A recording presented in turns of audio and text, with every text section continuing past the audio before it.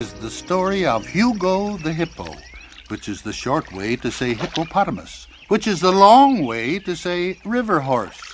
There are lots of legends about hippos, but the one that changed Hugo's life is the legend about sharks. Only gone to the Sultan for help. He always liked the hippos, but instead the farmers took their complaint to the Aban Khan.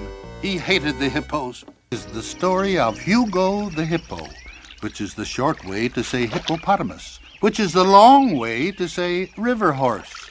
There are lots of legends about hippos, but the one that changed Hugo's life is the legend about sharks. Only gone to the Sultan for help. He always liked the hippos, but instead the farmers took their complaint to the Aban Khan. He hated the hippos. I'm Burl, and this is New Good Season's Buttermilk Farm-style salad dressing. All you add is fresh milk and mayonnaise. Delicious. I'm Burl, and this is New Good Season's Buttermilk Farm-style salad dressing. All you add is fresh milk and mayonnaise. Delicious. Folks, the Big Iced Tea taste test is history, and the clear winner is Louisiana. In Atlanta, it's Louisiana over Lipton, 65-30. In Birmingham, 67% prefer the great taste of Louisiana. Louisiana's secret? Louisiana just tastes a whole lot better. See how satisfying iced tea can taste. Final tally, Louisiana preferred 2-1. It's the clear winner.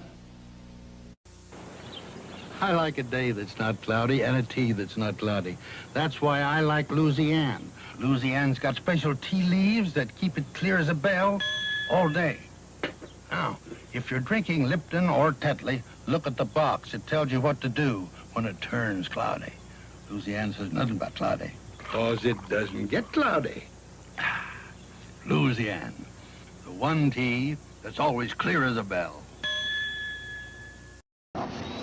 That was given to me in Oregon. An old gentleman up there had carved it, and he knows that I like walking sticks, especially unusual ones, so it's a gift. Oh, I have many. I have one with the head of a bird. I have several Irish blackthorns, and I've many carved and decorated canes that people have sent me, and I've gotten as gifts. So I have quite a collection. I collect owls and eagles.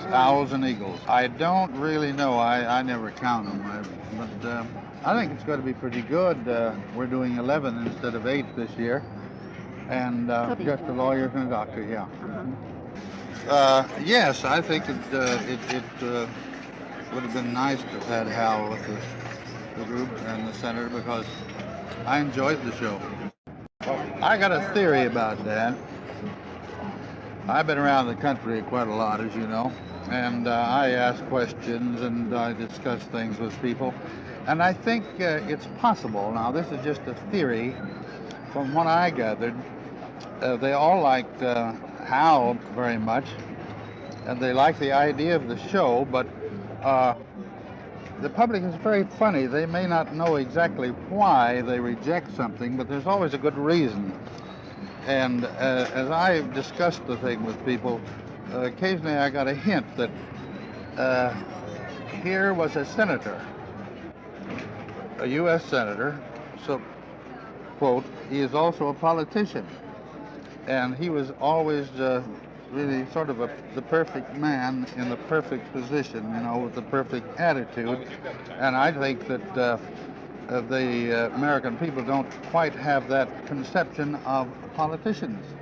And I think subconsciously they said this is not quite, you know, quite so.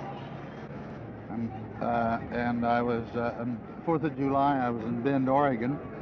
We had 17,000 people seated on the side of the river there, sitting on the grass. And we had a big time up there and really celebrated the 4th of July.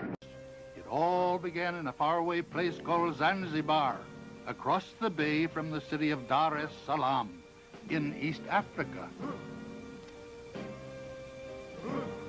This is Zanzibar before the trouble started, a lazy island in the tropical Indian Ocean. For as long as anyone there can remember, the people have always raised spicy cloves and been ruled by sleepy sultans. The latest and greatest of them all was the Sultan Majid. The Sultan enjoyed his power because he truly cared for his people. He kept them busy and prosperous by building the biggest clove industry in the whole world. The harbor at Zanzibar was not very deep, so ships had to anchor far offshore. Day after day, the porters waded through the water to take the cloves out to the great ships.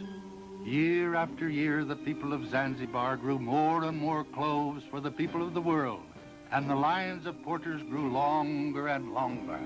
It was a still, moonlit night when the Aban Khan led the angry farmers on a most evil mission. In his crazed mind, he saw the hippos as threatening clouds in the sky, daring to stand in his way.